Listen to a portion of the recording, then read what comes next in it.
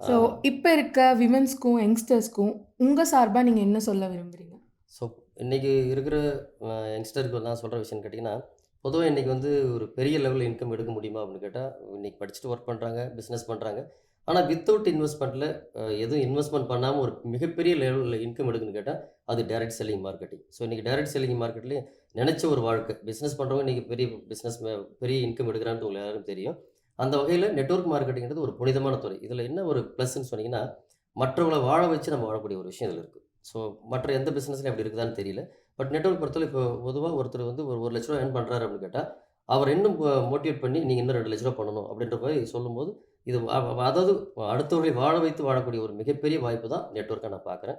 So, அந்த வகையில இன்னைக்கு இருக்கிற யங்ஸ்டருக்கு நான் சொல்றது என்னன்னு கேட்டீங்கன்னா, ஆண்களுக்கும் சரி, பெண்களுக்கும் சரி ஒரு ஃப்ரீடமான பிசினஸ் யாரையும் நம்பி இல்லாம நம்ம ஃப்ரீடமா யாருக்கும் கீழ ஒர்க் பண்ணாம, ஒரு மிகப்பெரிய லெவல்ல இன்கம் பண்ணக்கூடிய ஒரு வாய்ப்பு வந்து நம்ம பிசினஸ்ல இருக்குங்க மேடம். ஸோ, அதெல்லாம் தாண்டி நம்ம இந்த இந்த துறை எந்த மாரி துறைன்னு கேட்டீங்கன்னா, health industry. So, health industry இன்னும் பல 100 ஆண்டுகளுக்கு கைவாங்கி இருக்கக்கூடிய ஒரு துறை தான் இந்த துறை. இந்த துறைக்கு வந்து பார்த்தீங்கன்னா, எவ்வளோ நாளைக்கு வரைக்கும் சார் போகும் அப்படின்றதுலாம் கிடையாது. கண்டிப்பா இந்த துறை பல 100 ஆண்டுகள் மிகப்பெரிய அளவுல வளர்ந்து வரக்கூடிய நிறுவனம் தான் ஹெல்த் இண்டஸ்ட்ரி. ஸோ, அத நம்ம எடுத்துக்கிறது வந்து பார்த்தீங்கன்னா, சப்ளிமெண்ட்ஸ் எடுத்துருக்கிறோம். ஒரு மிகப்பெரிய லெவல்ல வளர்ந்து வரலாம். இப்ப இருக்க ஜெனரேஷன்ல 30, 40,000 சம்பாரிக்கிறதுங்கிறதே ஒரு பெரிய டாஸ்க்கா இருக்கு. ஸோ, சார் வந்து கேவால இப்ப லேக்ஸ்ல வந்து சம்பாரிச்சுட்டு இருக்காங்க அப்படின்னு சொல்றாங்க. ஸோ, அதுக்கு உண்டான வழிமுறைகள் என்னன்னு சொல்லிட்டு சார்ட்ட கேட்கலாம். அத பத்தி கொஞ்சம் சொல்லுங்க சார். Okay madam. ஸோ, இப்போ கெவா பொறுத்தவரையில லட்சக்கணக்கில சம்பாதிக்கான வாய்ப்புகள் நெறைய இருக்குது. நெறைய பேர் ஏர்ன் பண்ணிட்டு தான் இருக்கிறாங்க. அது சிஸ்டமேட்டிக்கா ஒர்க்க நம்ம பண்ணணும். அந்த வகையில பார்த்தீங்கன்னா, பொதுவா புதுசா வரவங்க லீடருங்க குறைந்தபட்சம் ஒரு 3 மாத காலங்கள்லேருந்து 6 மாத காலங்கள்ல ரூ. 1,00,000 மேல இன்கம் கண்டிப்பா எடுக்க முடியும். அதுக்கான ஒர்க் எப்படி பண்ணணும்னு கேட்டிங்கன்னா, ஃபர்ஸ்ட்டு நாங்க சொல்லிக் குடுக்குற விஷயம் என்னன்னா, ஒரு ஒரு லீடர் ஒருத்தர் ஜாயின் பண்றாரு. ஜாயின் பண்ண பிறகு அவரு செல்ஃப் யூஸ் பண்றாரு. செல்ஃப் யூஸ் பண்ண பிறகு அந்த ப்ராடக்ட் மேல அவருக்கு ஒரு நம்பிக்கை வரும். அதுக்கடுத்து அவர் செய்ய வேண்டியது என்னன்னா, அவருக்கு தெரிஞ்ச ஒரு 10 நபர்கள், ஒரு ஒரு 10 நபர் இங்க பொறுத்தவரையில பார்த்தீங்கன்னா, உங்களுக்கு இந்த பிளான பொறுத்தவரையில அ ரெ 2 லெக் தான். So A team, B team அப்படி தான் குடுத்துருக்குது. நம்ம கம்பெனி குடுத்துருக்குது பிளானு. அந்த வகையில ஏ டீம்ல ஒரு 5 நபர்கள், பி டீம்ல 5 நபர்கள். அவங்க குடும்பத்துக்கு தேவையான பொருள வாங்குனாவே, ஆட்டோமேட்டிக்கா நம்ம வந்து அந்த புதுசா ஜாயின் பண்ற ஒரு லீடர் அடுத்த லெவலுக்கு வந்துடலாம். ஓகேங்களா? ஸோ அதுக்கடுத்து அவங்க என்ன பண்ணணும்னு கேட்டீங்கன்னா, அந்த பொதுவாவே எல்லாருக்கும் வந்து பார்த்தீங்கன்னா, ஹெல்த்தும் முக்கியம், வெல்த்தும் முக்கியம். ஸோ அந்த வகையில அந்த 10 நபர்கள்கிட்ட நம்ம அடுத்து என்ன சொல்லிக் கொடுக்கலாம்னு கேட்டா, உங்களுக்கு தெரிஞ்ச நபர்கள இங்க நீங்க ரெஃபரன்ஸ் பண்ணுங்க. ஜஸ்ட் ஒரு ரெஃபர் பண்ணி விட்டீங்கன்னா, அவங்க வீட்டுக்கு தேவையான ப்ராடக்ட் வாங்கும்போது, அது ஆட்டோமேட்டிக்கா அதுலேருந்து அவங்க அந்த லெவல் மாறிட்டே இருப்பாங்க.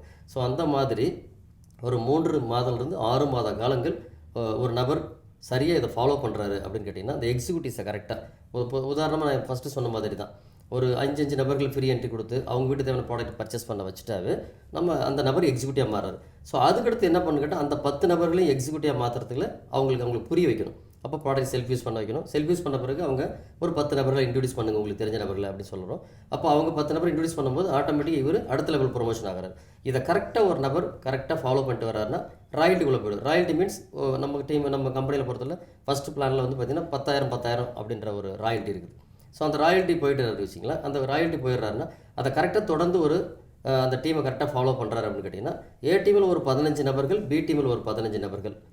அவ்வளோதான். வேற எதுவும் இங்க பெரிய விஷயம்லாம் கிடையாது. சர்வசாதாரணமா இங்க கேவாவ பொறுத்தவரையில லட்சக்கணக்கில் ஏர்ன் பண்றதுக்கான வாய்ப்புகள் இருக்குது. ஆனா கொஞ்சம் புரியணும். உங்களுக்கு தெரியும்.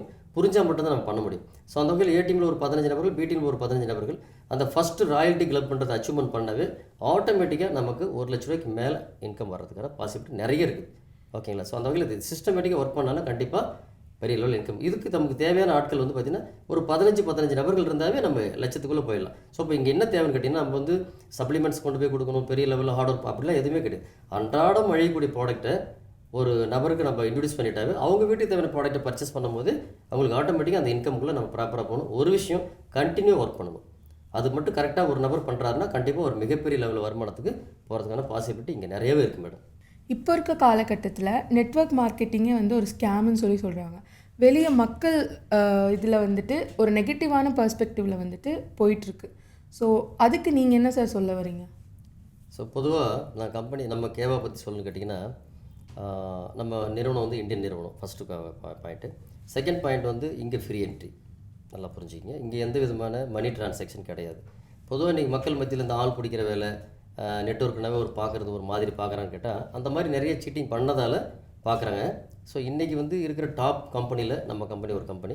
இன்னைக்கு கிட்டத்தட்ட இந்தியாவுல 25 ஆண்டுகள் கால் பதிச்சு 17 ஆண்டுகளுக்கு மேலே நெட்வொர்க்கு கொண்டு போயிட்டு இருக்கிற ஒரு நிறுவனம். இதுக்குள்ளே நிறைய பேர் வரலாம், லட்சக்கணக்கான பேர்கள் வரலாம், வெளியில் போகலாம். அது வந்து இயல்பாக உள்ள விஷயந்தான். ஒரு ஒரு நிறுவனத்தில் ஒர்க் பண்ணுறாருன்னா அடுத்த நிறுவனத்தில் பணம் வருது நிறைய கொடுக்குறாங்கன்னா ஒரு கம்பெனிலேருந்து ஒரு கம்பெனிக்கு போகிறது இயல்பு. பட் எத்திக்ஸோடு நிற்கிற லீடர்ஸ் நிறைய பேர் இருக்கிறாங்க. ஸோ அந்த வகையில் ப்ராப்பராக ஒரு கம்பெனி வந்து இன்றைக்கி இவ்வளோ பெரிய வளர்ந்துருக்குன்னு கேட்டிங்கன்னா இந்த நிறுவனம் சரியில்லை அப்படின்னா இவ்வளோ நாள் வந்திருக்காது. ஒரு பாயிண்ட். ரெண்டாவது பொறுத்தவரையில் இங்கே வந்து எந்த விதமான இன்வெஸ்ட்மெண்ட் கிடையாது. ஸோ நம்ம ஒரு ஒரு ₹100 கொடுக்குறாரு ஒருத்தர்னா கூட அவருக்கு ₹200க்கான ப்ராடக்ட்டை நமக்கு உடனே கொடுத்துட்றோம்.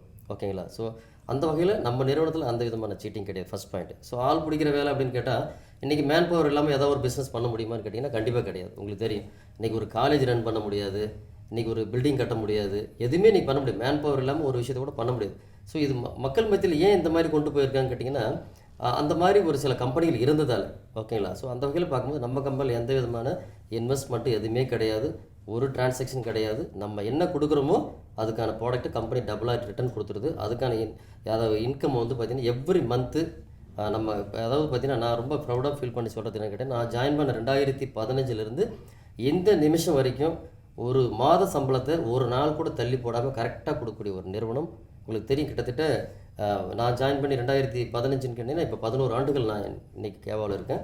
11 ஆண்டுகளில் கம்பெனி வந்து ஆரம்பித்து 2008 இந்த நிமிஷம் வரைக்கும் வீக்லி பேமெண்ட்டாக இருக்கட்டும், இல்லை மந்த்லி பேமெண்ட்டாக இருக்கட்டும், ஸோ எதுவாக இருந்தாலும் அவார்ட்ஸ் அண்ட் ரிவார்ட்ஸாக இருக்கட்டும், எதுவாக இருந்தாலும் எந்த ஒரு சூழ்நிலையும் நிப்பாட்டாமல் கரெக்டாக அது வந்து எலெக்ஷன் டைமாக இருந்தாலும் பரவாயில்லை, எந்த மாதிரி டைமாக இருந்தாலும் கரெக்டாக ப்ராப்பராக டிடிஎஸ் பிடிச்சி முறையாக நம்ம நிறுவனம் வந்து இந்த நிமிஷம் வரைக்கும் பணத்தை கொடுத்துட்டுருக்குறாங்க. ஸோ அந்த வகையில் நேர்மையாக இருக்கக்கூடிய ஒரு விஷயத்தை நம்ம கம்பெனி பண்ணுறது.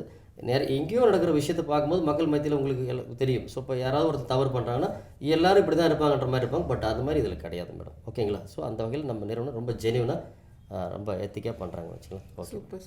Thank you so much sir. Thank you madam. Thank you.